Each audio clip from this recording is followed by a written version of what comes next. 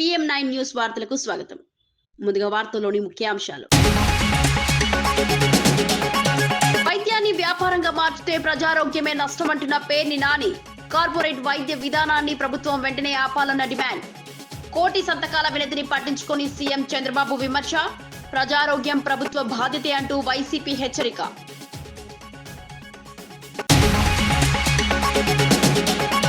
పోలవరానికి పొట్టి శ్రీరాములు పేరు పెట్టాలన్న నాగబాబు. మహనీయుల త్యాగాలకు గౌరవం ఇవ్వాలని డిమాండ్. చారిత్రాత్మక ప్రాజెక్టుకు చరిత్ర పురుషుడి పేరు కావాలని వెల్లడి. జగనన్న పేర్ల రాజకీయానికి ముగింపు కావాలని ఫైర్.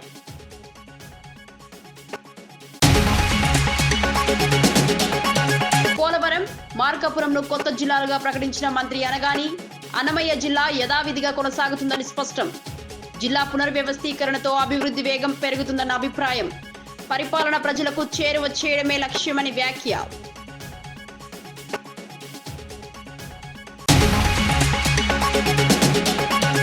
ఆరు డిఏలు ఇంకా పెండింగ్ లోనే ఉన్నాయని హరీష్ రావు ఆరోపణ. ఉద్యోగుల బకాయిలపై ప్రభుత్వం నిర్లక్ష్యంగా వ్యవహరిస్తోందని వ్యాఖ్య. పింఛన్ జాప్యంతో రిటైర్డ్ ఉద్యోగుల ఇబ్బందులు, వెంటనే బకాయిలు విడుదల చేయాలని డిమాండ్.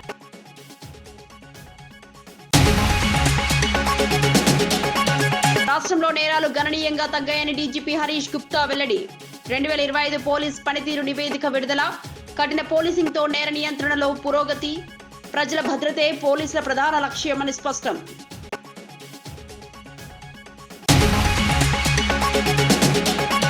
నెల్లూరు నగరంలోని జేమ్స్ గార్డెన్ ప్రాంతంలో ఉన్న ఇన్ఛార్జ్ మేయర్ కార్యాలయంలో ఆంధ్రప్రదేశ్ యాదవ ఎంప్లాయీస్ సొసైటీ ఆధ్వర్యంలో సన్మాన కార్యక్రమం ఘనంగా జరిగింది. నెల్లూరు నగరపాలక సంస్థ ఇన్ఛార్జ్ మేయర్ గా బాధ్యతలు స్వీకరించిన రూప్ కుమార్ యాదవ్ ను ఈ సందర్భంగా సొసైటీ సభ్యులు హృదయపూర్వకంగా సత్కరించారు. ఫౌండర్ మరియు రాష్ట్ర అధ్యక్షులు డి వెంకటేశ్వర్లు, జిల్లా అధ్యక్షులు ఎన్ రవీంద్ర ఆధ్వర్యంలో నిర్వహించిన ఈ కార్యక్రమంలో దాదాపు 300 మందికి పైగా యాదవ ఉద్యోగులు పాల్గొన్నారు. ముందుగా ఇన్ఛార్జ్ మేయర్ చేత కేక్ కట్ చేయించి శుభాకాంక్షలు తెలిపారు. అనంతరం గజమాల వేసి శాలువాతో సత్కరించి అభినందనలు తెలియజేశారు. 2022లో బీఆర్ఎస్ ప్రభుత్వం విడుదల చేసిన జీవో ప్రకారమే ప్రస్తుతం ప్రభుత్వం ముందుకెళ్తోందని మంత్రి ఉత్తమ్ కుమార్ రెడ్డి స్పష్టం చేశారు. ఒకే అబద్ధాన్ని పదే పదే చెప్పి నిజమని నమ్మించేందుకు ప్రయత్నం చేస్తున్నారని బీఆర్ఎస్ పై విమర్శలు చేశారు. కృష్ణా నదిలో 45 టీఎంసీల వాటాకు అప్పట్లో బీఆర్ఎస్ పార్టీని ఒప్పుకుందని గుర్తు చేశారు. పాలమూరు, రంగారెడ్డి ప్రాజెక్టును 90 టీఎంసీల సామర్థ్యంతో పూర్తి చేసే బాధ్యత తమ ప్రభుత్వానిదని చెప్పారు. సాగునీటి ప్రాజెక్టుల విషయంలో ప్రజలను తప్పుదారి పట్టించడమే ప్రతిపక్ష లక్ష్యమని ఆరోపించారు. వాస్తవాలు ప్రజల ముందుంచుతామని, ప్రాజెక్టు పూర్తి చేసి రైతులకు న్యాయం చేస్తామని ఉత్తమ్ కుమార్ రెడ్డి భరోసా ఇచ్చారు. దాంట్లో ఎవరికి అనుమానం అవసరం లేదు. అయితే వాళ్ళు, ఇది మీ కాపీ కూడా ఇస్తున్నా, 18 ఆగస్టు 2022లో ఈ 90 టీఎంసీని వాళ్ళు ఏం చెప్పారంటే 45 TMC savings in minor irrigation and మరో 45 టీఎంసీ గోదావరి వాటర్స్ డైవర్షన్ అని వాళ్లే ఇచ్చిన జియో. మేము వాళ్ళు ఇచ్చిన దానికి అనుగుణంగానే ముందుకు పోతున్నాము.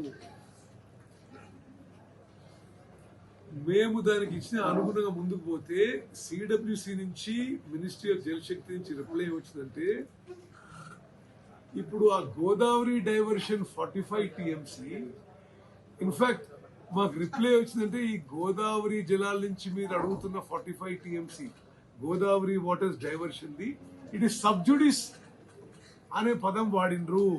As it is Palamuru Rangareddy project 90 టీఎంసీతో కట్టాల్సిందే, కడతాము.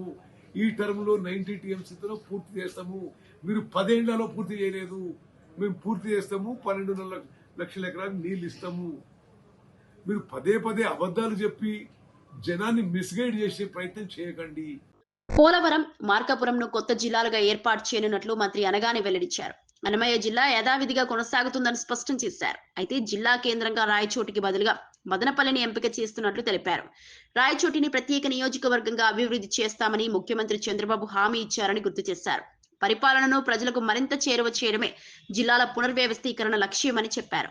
కొత్త జిల్లాల ఏర్పాటుతో అభివృద్ధి వేగం పెరుగుతుందని, ప్రభుత్వ సేవలు త్వరగా అందుతాయని మంత్రి పేర్కొన్నారు. అన్ని ప్రాంతాలకు సమాన న్యాయం చేయడమే ప్రభుత్వ ధ్యేయమని తెలిపారు.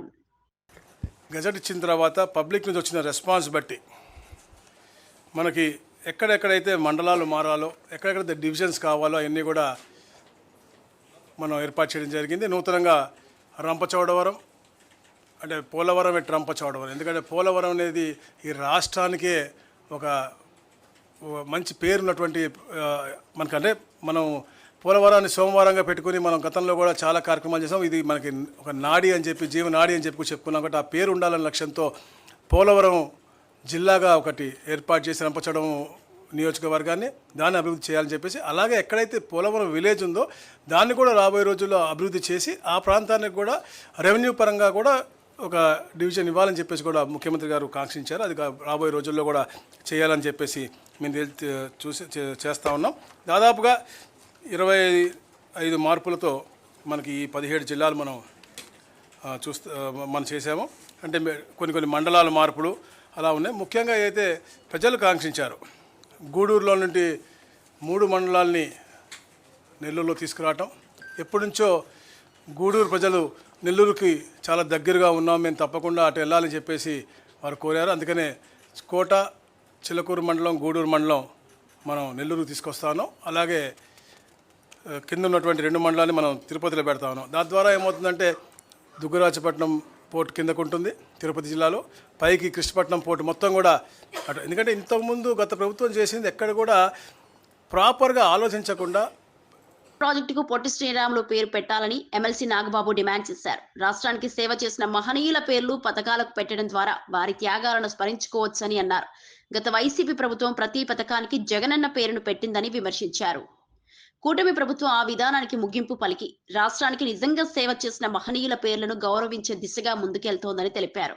ప్రజాప్రతినిధులు కూడా ఈ విషయంలో వినతి పత్రాలు ఇచ్చి ఉద్యమంగా ముందుకు రావాలని పిలుపునిచ్చారు. పోలవరం వంటి చారిత్రక ప్రాజెక్టుకు పొట్టి శ్రీరాములు పేరు పెట్టడం రాష్ట్ర గౌరవాన్ని పెంచుతుందని ఆయన అభిప్రాయపడ్డారు. ఇది భవిష్యత్ తరాలకు స్ఫూర్తిగా నిలుస్తుందన్నారు. అన్ని పేర్లు అతని అది కాదు కదా, మన మహానుభావులైన నాయకులకి, మహానుభావులైన దేశం కోసం, రాష్ట్రం కోసం త్యాగం చేసిన మహానుభావుల పేర్లు పెట్టుకోవటం, వాళ్ళని తలుచుకోవటం అనేది మన కనీసపు ధర్మం. ఆ విషయంలో మాత్రం మా నాయకుడు, మనందరికీ నాయకుడైనటువంటి పవన్ కళ్యాణ్ గారిని చూసి మనందరూ సంతోషపడాలి. ఎందుకంటే కొత్తగా ఏర్పడిన 5 గోదావరి జిల్లాలకి వాటర్ ప్రాజెక్టు జలధార, పొట్టి శ్రీరాములు జలధార అనేటువంటి ఒక ప్రాజెక్టుకి శంకుస్థాపన చేసి దానికి ప్రజలందరికీ నీరు అందిస్తున్నటువంటి పవన్ కళ్యాణ్ గారిని చూసి నేను చాలా గర్వపడ్డాను. ఎందుకంటే మా నాయకుడు ఒక మహానుభావుడి పేరు ఆ స్కీమ్కి, జలధారకు పెట్టడం అనేది నిజంగా చాలా గర్వించాను ఆ రోజు. అదేవిధంగా ఆయన ఒకటి ప్రపోజ్ చేశారు, రేపు పోలవరం ప్రాజెక్టుకి పొట్టి శ్రీరాములు గారి పేరు సూచించారు. బట్ కూటమిలో ఉన్నాం కాబట్టి అందరి యాక్సెప్టెన్స్తో ముందుకెళ్ళాలి. నేనైతే మాత్రం పవన్ కళ్యాణ్ గారు చెప్పిన ఆ మాటని ఖచ్చితంగా పోలవరానికి ఆయన పేరు పెట్టాలి. పేరు పెట్టి ఆయన చేసిన త్యాగానికి రుణం తీర్చుకోవాల్సిన అవసరం ఈ ప్రభుత్వంలో ఉన్నటువంటి ప్రతి ఎమ్మెల్యేకి, ప్రతి ఎమ్మెల్సీకి, ప్రతి ఎంపీకి, ప్రతి పౌరుడికి ఉంది. ఆంధ్రప్రదేశ్ పౌరుడికి ఖచ్చితంగా ఆ పేరు ఆయన పెట్టాలని చెప్పి నేనైతే బలంగా ఆయన సూచనని సమర్థిస్తున్నాను. మీరందరూ కూడా సమర్థిస్తారని నమ్ముతున్నాను. వైద్య రంగాన్ని వ్యాపారస్తుల చేతిలో పెట్టితే సేవాభావం కంటే లాభాపేక్షే ప్రధానమవుతోందని కృష్ణా జిల్లా వైఎస్ఆర్సీపీ అధ్యక్షుడు పేర్ని నాని తీవ్రంగా విమర్శించారు. ప్రభుత్వ నిర్ణయాన్ని వ్యతిరేకిస్తూ ప్రజలతో పాటు కూటమిలో భాగస్వామ్యమైన జనసేన శ్రేణులు కూడా గవర్నర్కు 1,000 సంతకాలతో వినతి పత్రం సమర్పించాలని గుర్తు చేశారు. ప్రజలు స్వచ్ఛందంగా ముందుకు వచ్చి సంతకాలు పెట్టడం ఈ నిర్ణయంపై ఉన్న వ్యతిరేకతకు నిదర్శనమని అన్నారు. అయినప్పటికీ ముఖ్యమంత్రి చంద్రబాబు తన నిర్ణయాన్ని పునఃపరిశీలించకపోవడం దురదృష్టకరమని విమర్శించారు. వైద్యం అనేది మానవ సేవతో ముడిపడి ఉందని, దానిని కార్పొరేట్ లాభాల కోసం వాడుకోవడం వల్ల సామాన్య ప్రజలపై భారం అవుతోందని పేర్కొన్నారు. ప్రజారోగ్యాన్ని కాపాడాల్సిన బాధ్యత ప్రభుత్వానిదేనని పేర్ని నాని స్పష్టం చేశారు. తప్పు తెలుసుకోవట్లేదు, తప్పు తెలుసుకోకపోగా ఇంకా ప్రెస్టేజీగా మాట్లాడుతున్నారు. ఇవాళ ప్రజలు కోరుకునేది ఏంటి? ఈ రాష్ట్రంలో ఉన్నటువంటి ప్రజలు గాని, వ్యవస్థలు గాని కోరుకునేది ఆంధ్రప్రదేశ్ రాష్ట్రంలోనే కాదు, భారతదేశం మొత్తం కూడా విద్య గాని, వైద్యం గాని ఈ రెండు కూడా ప్రభుత్వ రంగంలోనే ఉండాలి, ప్రభుత్వాల చేతుల్లోనే ఉండాలి, పాలకుల చేతుల్లోనే ఉండాలి తప్పితే అదొక బాధ్యతగా ప్రభుత్వాలు భావించాలి తప్పితే ఏ పరిస్థితుల్లో ప్రైవేట్ రంగం దాన్ని ఆ కబంధ హస్తాల్లోకి వెళ్ళిపోతే ప్రజలు సర్వనాశనం అవటం అనేది కూడా ఆ జ్ఞానం లేకపోవటం ఎంత దురదృష్టం ఈ రాష్ట్రాన్ని. ప్రభుత్వ ఉద్యోగులకు సంబంధించి 6 డిఏలు ఇప్పటికే పెండింగ్ లోనే ఉన్నాయని మాజీ మంత్రి హరీష్ రావు ఆందోళన వ్యక్తం చేశారు. ఉద్యోగులు, విశ్రాంత ఉద్యోగులు తమ న్యాయమైన బకాయిల కోసం ఎదురు చూస్తున్నారని అన్నారు. పింఛన్ బకాయిల సమయానికి రాకపోవడం వల్ల 39 మంది రిటైర్డ్ ఉద్యోగులు మరణించారన్న విషయం బాధాకరమని పేర్కొన్నారు. ఇది ప్రభుత్వ నిర్లక్ష్యానికి ప్రత్యక్ష ఉదాహరణగా అభివర్ణించారు. ఉద్యోగులు రాష్ట్ర పరిపాలనకు వెన్నెముక లాంటి వారిని, వారి సమస్యలను విస్మరించడం తగదని అన్నారు. బకాయిల చెల్లింపులో జాప్యం చేయకుండా వెంటనే విడుదల చేయాలని ప్రభుత్వాన్ని డిమాండ్ చేశారు. ఉద్యోగుల ఆర్థిక భద్రతను ప్రభుత్వం నిర్లక్ష్యం చేస్తే పాలనపై తీవ్ర ప్రభావం పడుతుందని హరీష్ రావు హెచ్చరించారు.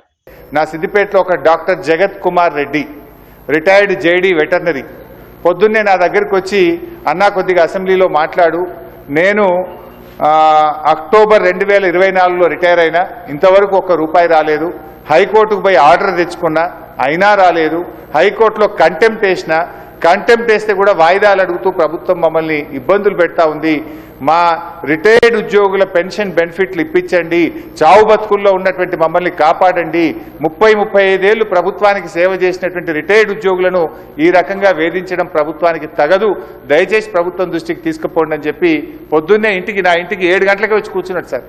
నేను బయటకు వచ్చేసరికి ఏంది ఇంత పొద్దున్న వచ్చినావంటే ఇట్లా ఉందన్న, ఆరోగ్యం బాగాలేదని చెప్పమంటే బట్టి గారికి చెప్తా తప్పకుండా ఈరోజు నేను మాటించి వచ్చి ఈరోజు చెప్తా ఉన్నాను అధ్యక్ష. అదేవిధంగా అధ్యక్ష, సిపిఎస్ ఉద్యోగులను ఓపీఎస్గా మారుస్తామని ఆ రోజు కాంగ్రెస్ పార్టీ ఎన్నికల్లో హామీ ఇచ్చింది. మరి ఎప్పటిలోగా ఓల్డ్ పెన్షన్ స్కీమ్ అమలు చేస్తారు? మరి ఈలోపు గత 2 సంవత్సరాల నుంచి సిపిఎస్ కింద రాష్ట్ర ప్రభుత్వం కట్టాల్సిన కాంట్రిబ్యూషన్ డబ్బులను కూడా మీరు కట్టకుండా దాన్ని దారి మళ్లిస్తా ఉన్నారు. అసలు కాంట్రిబ్యూషను కట్టలేరు, ఓపీఎస్ తేకపోవడం వల్ల 2 లక్షల మంది సిపిఎస్ ఉద్యోగుల భవిష్యత్తు ఈరోజు ప్రశ్నార్థకంగా మారుస్తా ఉన్నారు. దయచేసి సిపిఎస్ కాంట్రిబ్యూషన్ కట్టండి, ఓపీఎస్ విధానాన్ని ఇచ్చిన మాటకు కట్టుబడి తక్షణమే అమల్లోకి తేవాలని చెప్పి మీ ద్వారా కోరుతున్నాం అధ్యక్ష. అదేవిధంగా పోలీస్ డిపార్ట్మెంట్లో కూడా అధ్యక్ష, సరెండర్ లీవులు 5 సరెండర్ లీవులు పెండింగ్ లో ఉన్నాయి, టీఏలు రావట్లేదు. శాసనసభలో సభ్యులు హుందాగా వ్యవహరించేలా చర్యలు తీసుకోవాల్సిన అవసరం ఉందని BJP MLA Katipalli Venkataramana Reddy speaker గడ్డం ప్రసాద్ కు విజ్ఞప్తి చేశారు. శూన్య గంటలో సభ్యులు పలు అంశాలపై మాట్లాడిన సందర్భంగా సభా సాంప్రదాయాలు పాటించాల్సిన అవసరాన్ని ఆయన గుర్తు చేశారు. ప్రజాస్వామ్య వ్యవస్థలో శాసనసభకు ప్రత్యేక గౌరవం ఉందని, ఆ గౌరవాన్ని సభ్యుల ప్రవర్తన ద్వారానే నిలువబెట్టుకోవాల్సి ఉంటుందని అన్నారు. సభలో వ్యక్తిగత ఆరోపణల కన్నా ప్రజా సమస్యలపై చర్చ జరగాలని సూచించారు. ప్రజల ఆశయాలను ప్రతిబింబించే వేదికగా సభ ఉండాలన్నారు. సభ్యుల ప్రవర్తన ప్రజలకు సందేశం ఇస్తుందని, కాబట్టి సంయమనం, హుందాతనం అవసరమని కాటిపల్లి వెంకటరమణారెడ్డి స్పష్టం చేశారు.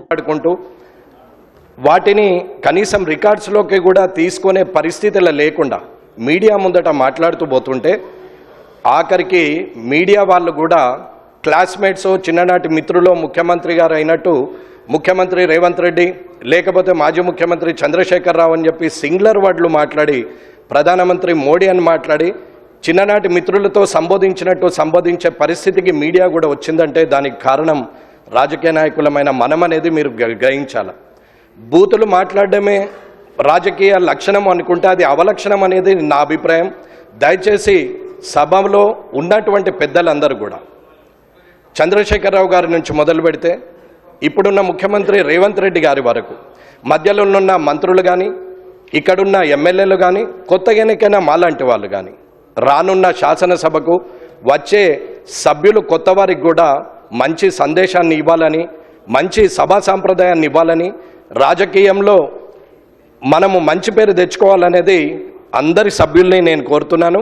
మీడియా ముందట నోటికొచ్చినట్టు మనం మాట్లాడడం వల్ల మనల్ని మనం దిగజారుస్తూ ప్రజల్లో చెడు పేరు తీసుకొస్తున్నాం అనేది ఆలోచించాలి. ఇకపోతే హైదరాబాద్ పట్టణం వరల్డ్ క్లాస్ అంటారు, మన మాటలేమో థర్డ్ క్లాస్కి పోతున్నాయి. ఈ వరల్డ్ క్లాస్, థర్డ్ క్లాస్ని కొంచెం చూసుకుంటూ ప్రజలందరూ కూడా గమనిస్తున్నారు. కాబట్టి మీరు సభను అధ్యక్ష, మీరు ఖచ్చితంగా ఇది చెప్పాల్సిన అవసరం ఉన్నదని తెలియజేస్తున్నారు. శ్రీ జాఫర్ హుస్సేన్ గారు, మినిస్టర్ గారు. గౌరవ సభ్యులు వెంకటరమణారెడ్డి గారు చెప్పిన ప్రస్తావన చాలా ముఖ్యమైనది అధ్యక్ష. ప్రతి పార్టీకి సంబంధించిన సీనియర్లు, ఆ వ్యవస్థ అందరూ కూడా అదే విధమైన సదాభిప్రాయంతో పోతే ప్రజాస్వామ్యం చాలా పటిష్టంగా ఉంటుంది. సార్, ఈరోజు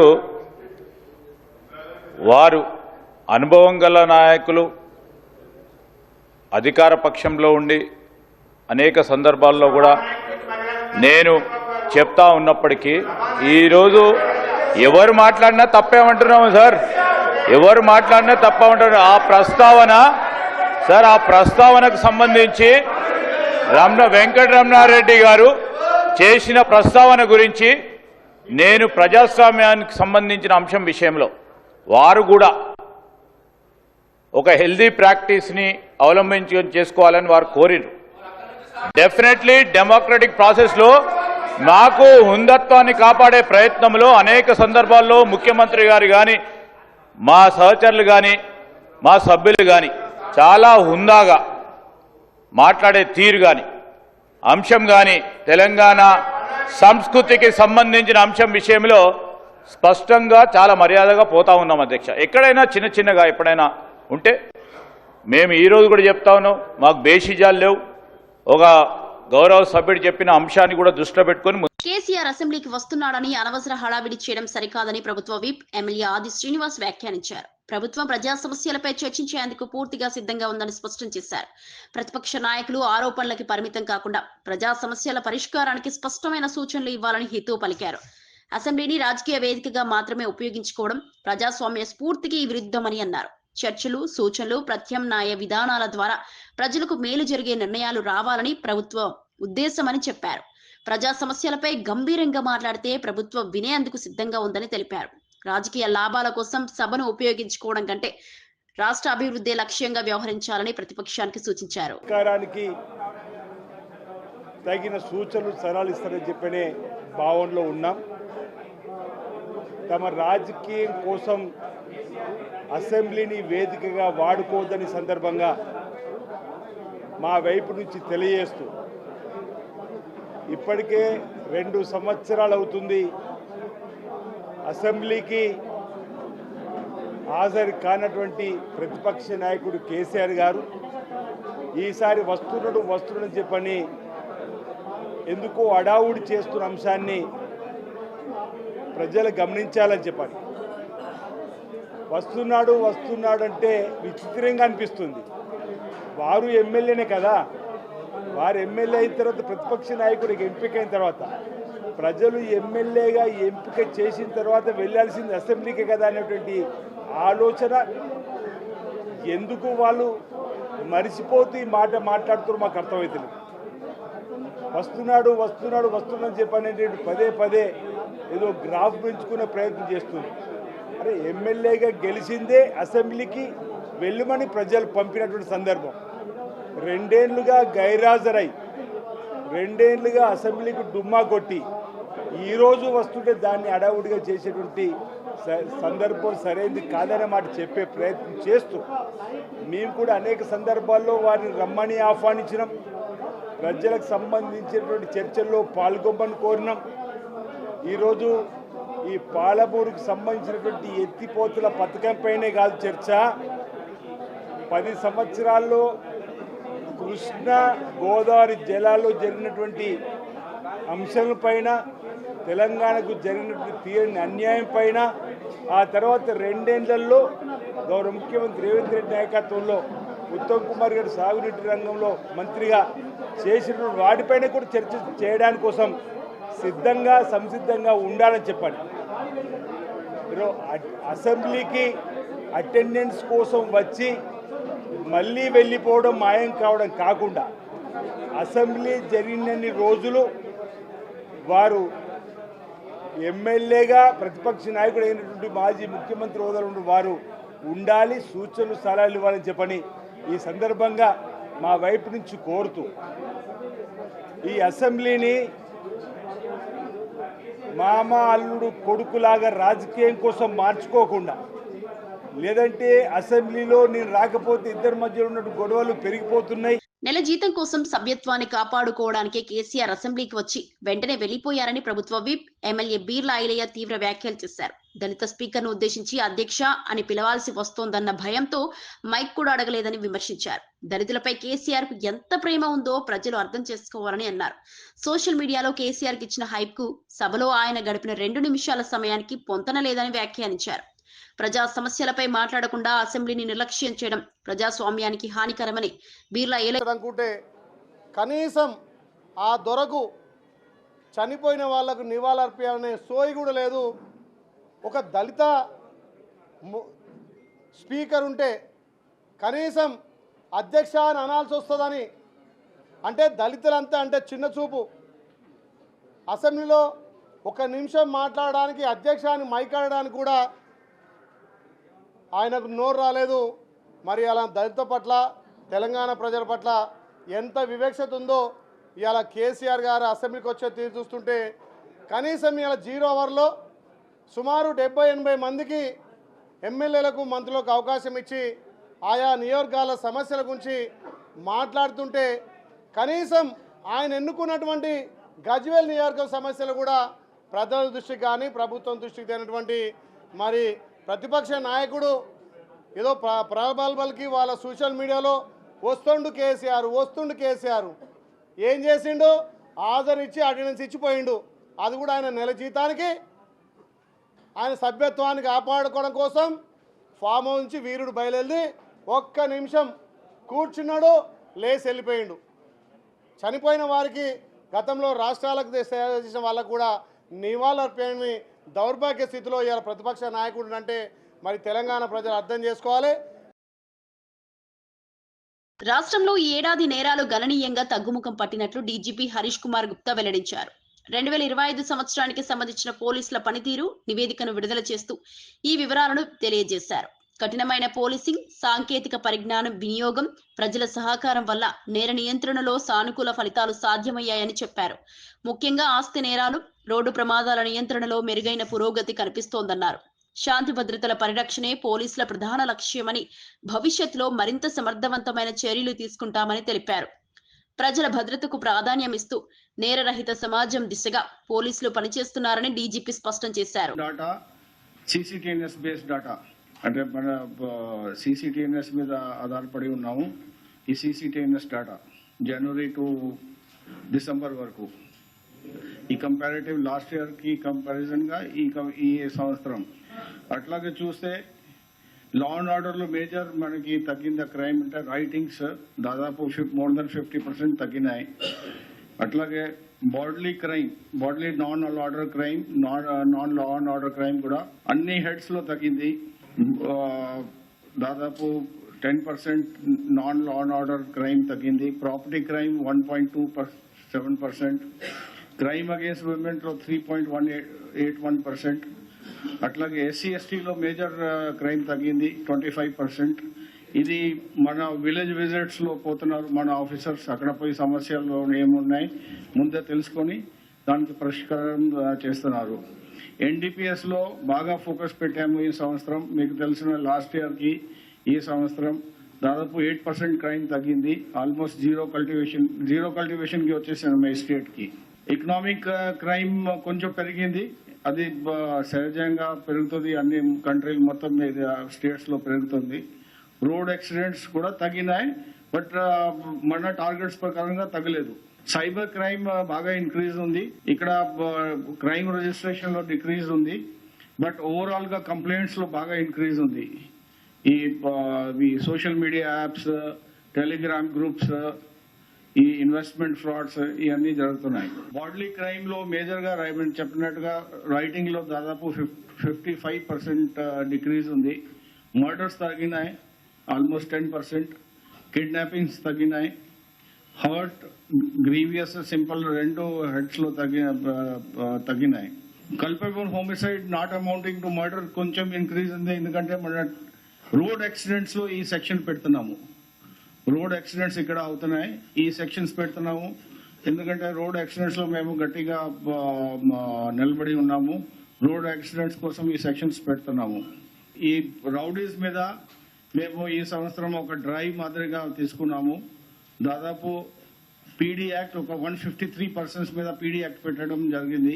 అట్లాగే 15 మెంబర్స్ మీద ఎక్స్టర్న్మెంట్స్ కూడా పెట్టడం జరిగింది. 11,000 రైతులు యూరియా అందుబాటుపై తీవ్ర ఆందోళనకు గురవుతున్నారని బీఆర్ఎస్ ఎమ్మెల్యే కేసీఆర్ అసెంబ్లీలో ప్రభుత్వాన్ని నిలదీశారు. యాప్ ఆధారంగా యూరియా పంపిణీ చేయడం వల్ల రైతులు గందరగోళానికి లోనవుతున్నారని యాప్ లేకుండా సరఫరా చేయాలని డిమాండ్ చేశారు. మరోవైపు గ్రామాల్లో విద్యుత్ సరఫరా సక్రమంగా లేకపోవడం వల్ల నాట్ల సమయంలో కేవలం 8 గంటలే కరెంటు వస్తోందని విమర్శించారు. ధాన్యం అన్లోడ్ చేయకపోవడం వల్ల రైతులు తీవ్ర ఇబ్బందులు పడుతున్నారని పేర్కొన్నారు. ప్రభుత్వం రైతు సమస్యలను పట్టించుకోకుండా నిర్లక్ష్యంగా వ్యవహరిస్తోందని ఆరోపించారు. వ్యవసాయ రంగమే రాష్ట్రానికి ఆధారం కాబట్టి రైతుల సమస్యలను వెంటనే పరిష్కరించాలని డిమాండ్ చేశారు. ఈసారి ఎక్కువ వేసుకున్నారు అధ్యక్ష. మరి అందరు కూడా మరి నాట్లు పడుతున్నాయి. ఇప్పుడు మరి యూరియా వస్తుందా రాదా అనే భయంలో ప్రతి ఒక్క రైతు కూడా ఆందోళన ఉన్నారు అధ్యక్ష. మరి మీరేమో యాప్ ద్వారా బుక్ చేసుకోవాలనుకుంటున్నారు, అది సాధ్యం కాదు. మరి చాలా మంది రైతులు మీరు ఏదైతే యాప్ ద్వారా మరి యూరియా బుక్ చేసుకోవాలని చెప్పి పెట్టినరో అది సాధ్యం కాదని చెప్పి రైతులు మరి నిన్న మొన్న మరి ఆందోళనతో ఉన్నారు. ఇంకొక విషయం అధ్యక్ష, మరి కరెంటు కూడా 8 నుంచి 9 గంటలు మాత్రమే వస్తుంది అధ్యక్ష. ఇప్పుడు నాట్ల సమయం, మరి ఇప్పుడే 8-9 గంటలు వస్తే మరి రాను రాను ఇంకా ఎండాకాలం వచ్చిన తర్వాత ఏప్రిల్ మేలో ఇంకా ఇబ్బంది అవుతుంది. మరి ఆ పవర్ విషయంలో కూడా చాలా మంది ఆందోళనగా ఉన్నారు. ఇంకో విషయం ఏంటంటే మరి చాలా గ్రామాలలో నాకు ట్రాన్స్ఫార్మర్లు లేవు, కరెంటు పోల్లు కావాలి, వైరు కావాలి. మరి ఇలాంటి మరి దానికోసం ఎవరైనా రైతులు డిపార్ట్మెంట్కి పోతే మా దగ్గర బడ్జెట్ లేదు, మేమేమి ఇయ్యలేమని చెప్పి మరి ముక్కుసూటిగా మరి రైతుల ముంగట్నే చెప్తున్నారు. ఇది కాకుండా అధ్యక్ష, మరి గతంలో మా దగ్గర మల్లన్న సాగర్ ఉంటుంది అధ్యక్ష, రైతులకు సంబంధించింది. మరి కూడవెల్లి వాగులో మరి నీళ్లు వదిలిన తర్వాత పక్కన ఉన్న గ్రామాలకు మోటార్ల ద్వారా చాలా ఇరిగేషన్ మరి డిపార్ట్మెంట్కి సంబంధించిన మరి మోటార్లు కానీ కాల్వలు కానీ మరి పూర్తిగా మరి మొన్నటి వర్షాలకు టెంపరీగా కాల్వలు తీసుకున్నారు గతంలో. మరి ఆ టెంపరీ కాల్వలు పూర్తిగా మట్టి పూడిక నిండిపోయింది.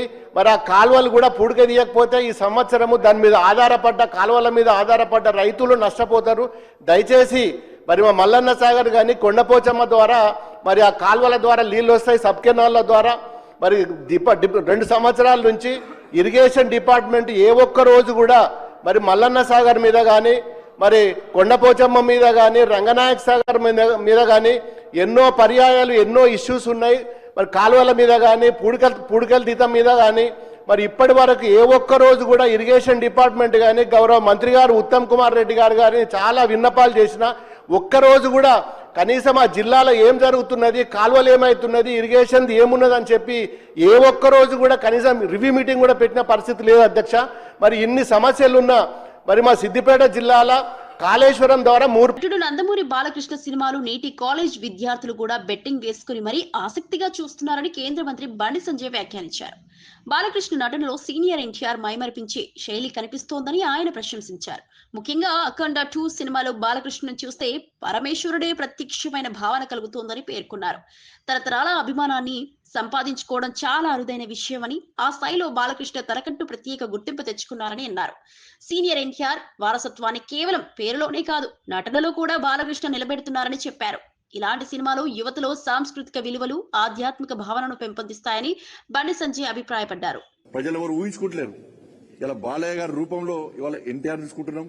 ఇవాళ అటువంటి ఒక గొప్ప నటుడు బాలకృష్ణ గారు నిజంగా వారు వేషధారణ వాడిని చూస్తుంటే నిజంగా శివుడే ప్రత్యక్షమైనటువంటి పరిస్థితి మనకు కనబడుతుంది. ఆదిలాబాద్ జిల్లాలోని సిమెంట్ ఫ్యాక్టరీని ముఖ్యమంత్రి రేవంత్ రెడ్డి తన భావకు కట్టబెట్టాలని చూస్తున్నారని బీఆర్ఎస్ వర్కింగ్ ప్రెసిడెంట్ కేటీఆర్ తీవ్ర ఆరోపణలు చేశారు. అమిత్ షా ఇచ్చిన హామీ ప్రకారం సిమెంట్ కార్పొరేషన్ ఆఫ్ ఇండియా పరిధిలో ఫ్యాక్టరీని తిరిగి ప్రారంభిస్తామని చెప్పిన మాటలు ఏమయ్యాయని ప్రశ్నించారు. రేవంత్ రెడ్డి జిల్లాకు వచ్చినప్పుడు కాంగ్రెస్ నేతల కన్నా బీజేపీ నేతలే ఎక్కువగా డప్పులు కొడుతున్నారని విమర్శించారు. ప్రజా ఆస్తులను ప్రైవేట్ వ్యక్తులకు అప్పగించడమే లక్ష్యంగా ప్రభుత్వం పనిచేస్తోందని ఆరోపించారు. ఇది ప్రాంతీయ ప్రజల హక్కులకు హరించడమేనని అన్నారు. ఆదిలాబాద్ జిల్లా అభివృద్ధిపై ప్రభుత్వానికి చిత్తశుద్ధి లేదని కేటీఆర్ మండిపడ్డారు. తెరిపిస్తాం, మరి కేంద్రంలో ప్రభుత్వం వచ్చింది కదా, ఎందుకు తెరిపిస్తలేవు? ఆ మాట మాట్లాడే దమ్ము ఎమ్మెల్యేకి లేదు. ఇంకా దానికి ఇక్కడ ఉండే ప్రభుత్వం సహకరిస్తున్నది, కాంగ్రెస్ ప్రభుత్వం. మనం ఉన్న రోజులు అడ్డుకున్నాం, అట్లెట్లా అమ్ముతావా అని. ఇవాళ అడ్డికి పావుషేరు ముఖ్యమంత్రి గారి కుటుంబ సభ్యులే ఆ ఫ్యాక్టరీ కొట్టేసే ప్రయత్నం చేస్తున్నారు.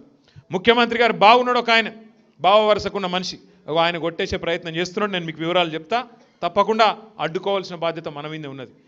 వార్తలు ముగించే ముందు ముఖ్యాంశాలు మరోసారి. వైద్యాన్ని వ్యాపారంగా మార్చితే ప్రజారోగ్యమే నష్టమంటున్న పేర్ని నాని. కార్పొరేట్ వైద్య విధానాన్ని ప్రభుత్వం వెంటనే ఆపాలన్న డిమాండ్. కోటి సంతకాల వినతిని పట్టించుకొని సీఎం చంద్రబాబు విమర్శ. ప్రజారోగ్యం ప్రభుత్వ బాధ్యతే అంటూ వైసీపీ హెచ్చరిక.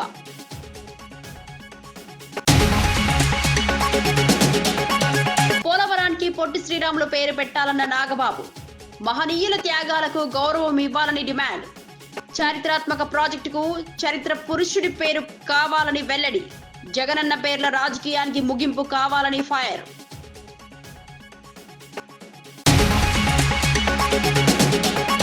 పోలవరం, మార్కాపురంను కొత్త జిల్లాలుగా ప్రకటించిన మంత్రి అనగాని. అన్నమయ్య జిల్లా యథావిధిగా కొనసాగుతుందని స్పష్టం. జిల్లా పునర్వ్యవస్థీకరణతో అభివృద్ధి వేగం పెరుగుతుందన్న అభిప్రాయం. పరిపాలన ప్రజలకు చేరువ చేయడమే లక్ష్యమని వ్యాఖ్య.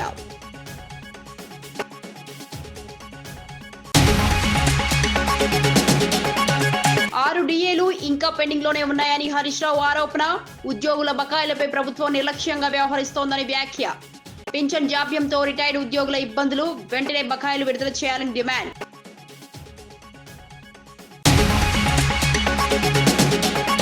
రాష్ట్రంలో నేరాలు గణనీయంగా తగ్గాయని డీజీపీ హరీష్ గుప్తా వెల్లడి. 2025 పోలీస్ పనితీరు నివేదిక విడుదల. కఠిన పోలీసింగ్తో నేర నియంత్రణలో పురోగతి. ప్రజల భద్రతే పోలీసుల ప్రధాన లక్ష్యమని స్పష్టం.